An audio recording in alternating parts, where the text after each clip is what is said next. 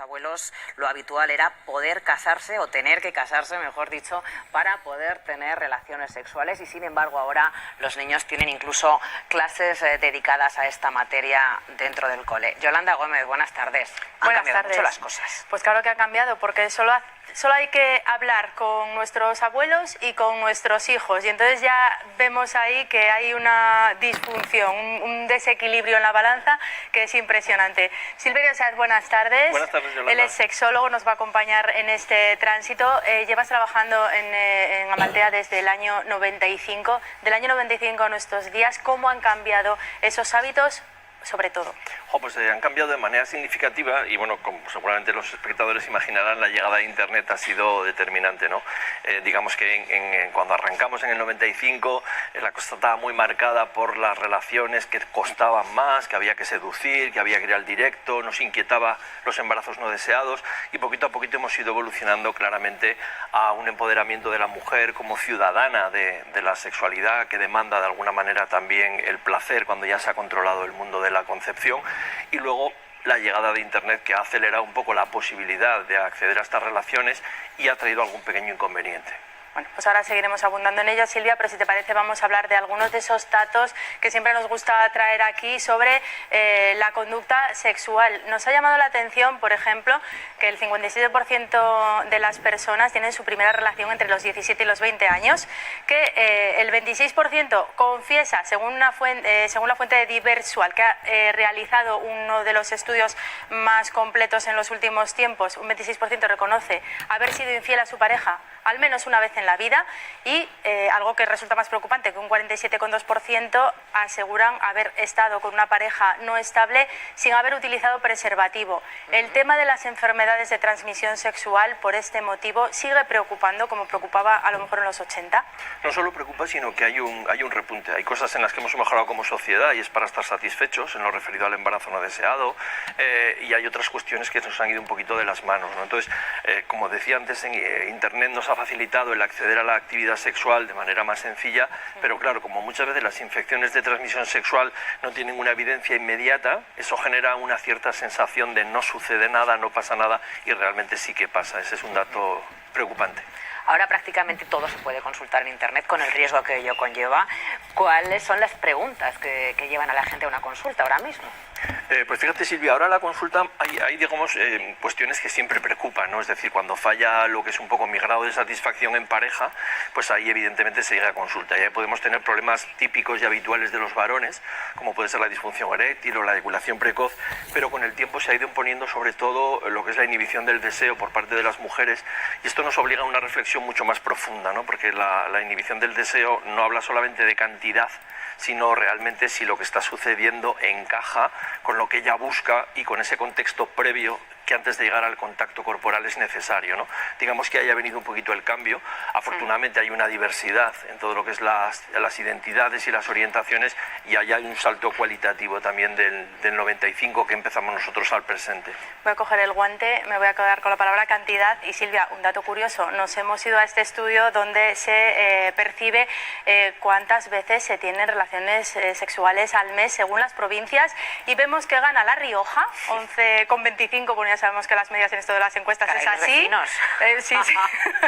Sí, 11,25 gana La Rioja. En segundo lugar iría León, en tercer lugar Jaén. Luego ya nos iríamos a Huesca, que hay una clara diferencia entre Huesca, Zaragoza, que baja un poquito con respecto a Huesca, 2 puntos, y uno más en Teruel, que Teruel ya se aproxima un poco a Albacete, que es la provincia que menos puntúa. Esto es lo que dice la encuesta, el estudio, pero nosotros hemos salido a la calle. Los aragoneses, que nos han dicho más o menos que un par de veces por semana se animan a tener relaciones, pero además nos han contado muchas otras cosas. A lo mejor con respecto a Europa estamos por encima de la media porque somos más latinos, pero no sé, a lo mejor en países latinoamericanos es más alta. Cuando me casé, pues no habíamos estado juntos, y sin embargo ahora ya se van a vivir juntos, luego se casan y se separan. ¿Qué te parece? Era todo el que dirán. Ahora no hay. Yo creo que al mismo tiempo son también más vergonzosos, o sea, porque es todo a través del móvil, no les gustan las relaciones, se les dan vergüenza las relaciones personales. Nuevos aparatos que hay de estimulación y todo eso han podido favorecer el cambio. Ahora las relaciones sexuales son muchísimo más esporádicas. A la larga, si no te lo tomas en serio, te sientes mal, no te sientes bien. Para mal el tema que hay más frío, ¿no? La relación, pero bueno, para bien porque puedes hacer cosas nuevas. Da para mucho este tema. Sí, que desde luego que sí, si hemos estado antes comentando en redacción y esto ha sido una bomba de relojería. Vamos, una de las cuestiones que decía uno de estos chicos es que son más frías las relaciones, se pierde la cercanía y que el tema de Internet, igual que nos ofrece más información, tiene sus desventajas. ¿Cuáles son esas desventajas? Hombre, las desventajas hay que asumirlas porque ha sido un gran avance, ¿eh? No nos vamos a poner victimistas, pero sí es verdad que ha generado un nuevo modelo que parece que es de usar y tirar. Y aun cuando eso pueda parecer una ventaja en lo referido a la cantidad, el grado de satisfacción que tienen las personas no siempre correlaciona con esa mayor cantidad, ¿no? Entonces, es verdad que acceder a las relaciones sexuales de manera sencilla es una ventaja comparada con el pasado, pero sin ánimo de dramatizar, la sexualidad implica entrar en la intimidad de la otra persona, que es un espacio vulnerable, ¿no? Entonces, cuando eso se hace de manera atropellada o se plantea un modelo, como decía uno de nuestros del público, de usar y tirar, pues a lo mejor acaba generando cierto hastío, pero no tanto satisfacción, ¿no? Y luego todo el tema de la pornografía, que ya sería un punto y aparte en lo referido a la influencia de estos nuevos modelos, ¿no? Sin embargo, por ejemplo, para afrontar los problemas sigue siendo igual de tabú. Hay cosas de las que se sigue sin hablar, o por ejemplo, cuando están hablando de la cantidad de veces que tienen relaciones sexuales a la semana, siempre está la duda de si es así o quieren quedar bien. Sí, y además, fíjate, no es por ponernos pedantes, pero la cantidad es una cosa y la calidad es otra, ¿no? Y la clave es el grado de satisfacción de las personas. Ahora que se lleva, y me alegro que se lleve, la inteligencia emocional, es hasta qué punto Albacete, que salía ahí con los datos muy bajos... Algo pasa en Albacete. Pero no, la cuestión es hablar con los albaceteños, a lo mejor son más felices, ¿no?, que los riojanos, vete a saber, ¿no? Entonces la cuestión de la cantidad yo creo que tiene mucho que ver con un planteamiento muy masculino, ¿eh? Es un poco cuando decía antes el planteamiento de la demanda femenina con inhibición del deseo, que a veces arrastra detrás el poner el acento en la cantidad cuando a lo mejor hay que darle una vuelta, y lo que está fallando es el contexto necesario para que el deseo fluya y nos lleve a una relación sexual. Esa parte más cualitativa yo creo que no se está considerando, y seguramente Internet, que ha traído de positivo el visualizar la posibilidad de acceder a la sexualidad de manera sencilla, a veces también nos ha metido en una especie de dinámica de prisa, de urgencia y de consumo, de coleccionismo, ¿no? Bueno, igual que vosotros tenéis esa organización Amaltea, pues hay otro tipo de organizaciones que están a pie de calle, no es Internet, tiendas donde por ejemplo se venden juguetes eróticos, en las que además se hace educación sexual a todos los niveles. Pues han notado que tienen más afluencia de gente mayor y por supuesto que hay muchísima más diversidad sexual. Esto nos han contado en Desmontando a la Pili. Lourdes lleva desde el año 2005 trabajando como sexóloga y ha notado varios cambios. El más evidente es la visibilidad del placer de las mujeres. Las mujeres estamos más abiertas a esa exploración y una parte más activa, que también una visibilidad de la comunidad homosexual, pero sí que vemos que los hombres heterosexuales siguen estando bastante rígidos, sigue habiendo ahí una parte de esa dificultad a poderse percibir o cuestionar. Ahí hay una parte importante. Hay muchas orientaciones del deseo y eso ha abierto nuevas puertas a la hora de hablar de placer. Se ha dejado de centrar mucho el placer en el coito y se ha llevado más a la globalidad del cuerpo. Por ejemplo, con los productos eróticos y terapéuticos hay mucha más variedad, que se cuida mucho el material, evitar tóxicos, es decir, que también hay una conciencia que el placer tiene que ver con la salud. ¿Y qué ocurre con las personas de edad avanzada? Yo creo que las personas más mayores se sienten más cómodas en venir a espacios así y también en visibilizar su propia sexualidad. Tiene en cuenta el acceso a Internet. Lo que vemos puede crear falsas expectativas. Percibimos muchas veces que las personas sienten que han construido su deseo, ¿no? Pues a lo mejor en base a la pornografía o a escenas de sexo, de algún otro tipo de recurso, y creen que es su propio deseo. Pero realmente lo que hay que plantearnos y ver es si es realmente mi propio deseo o lo que yo creo que es mi deseo, que hay una gran diferencia. Entre los jóvenes la sexualidad es más abierta, pero repunta el maltrato y el mal querer. Sobre todo desde ese imaginario interiorizado que parece que las relaciones, ¿no? Cuanto más sufro, más quiero, o si te quiero, casi que hay un sentimiento de posesión. Por eso deben trabajarse las relaciones sanas, o como dice Lourdes, del bien querer. Hay mucha mística con respecto a los locales de intercambio de parejas, pero se trata de lugares con unas normas muy estrictas donde los clientes ponen los límites, Dani. Abuelos, lo habitual. Sí, estamos en uno de esos locales que no es habitual que abran sus puertas a las cámaras, por lo que agradecemos a Jesús su disponibilidad. Buenas tardes. Buenas tardes, ¿qué tal? ¿Cuáles son esos límites que se ponen aquí a las parejas que vienen a compartir con otras parejas? Límites son los que se ponen entre ellos. Cada pareja tiene su rol, tiene su fantasía, tiene sus fetiches, entonces las normas prácticamente las ponen ellas dentro de lo que es el juego de intercambio de parejas. Porque vosotros legalmente sois una asociación. ¿Cuánta gente está en esta asociación y a qué les da derecho? Seremos actualmente unos 173 socios. De aforo dejamos entrar como mucho a 20 personas, 20-25 personas. Y digamos que los socios tienen derecho al uso de las instalaciones, las zonas polivalentes de juegos, duchas, vestuarios, etcétera.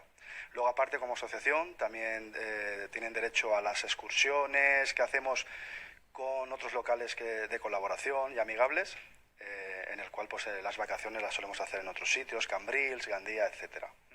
Los límites son muy importantes. ¿Cómo comunica cada persona o a otra pareja si quiere o no quiere tener relación con esa persona? Muy sencillo, simplemente o diciendo no de una forma sutil, un gesto suave, un ademán con la cabeza negando la acción y ya está. Algo muy sutil y con educación siempre. ¿Habéis notado el incremento en estas prácticas y que a la gente le gusta a lo mejor compartir también con otras parejas? El incremento como pareja, yo me refiero a parejas con una afinidad sentimental, matrimonios, noviazgos. Digamos que ahora lo que se nota más son las parejas o personas que están un poquito conociendo todo esto y lo usan un poquito como hoteles low cost. Para no ir a un hotel, prefieren venir a un local como cualquier otro para poder estar y poder jugar entre ellos. Pero lo que es el auge de parejas como tal, no.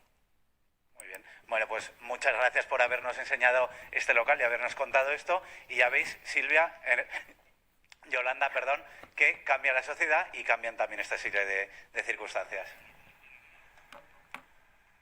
Gracias, Dani.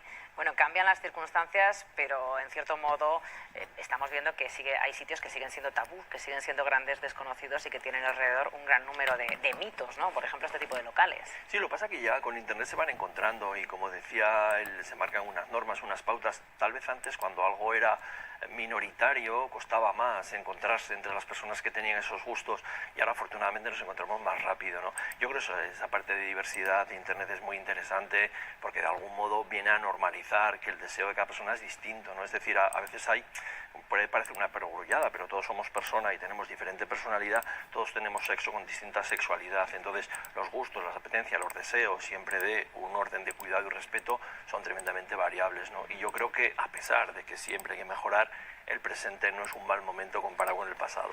Hay que ver.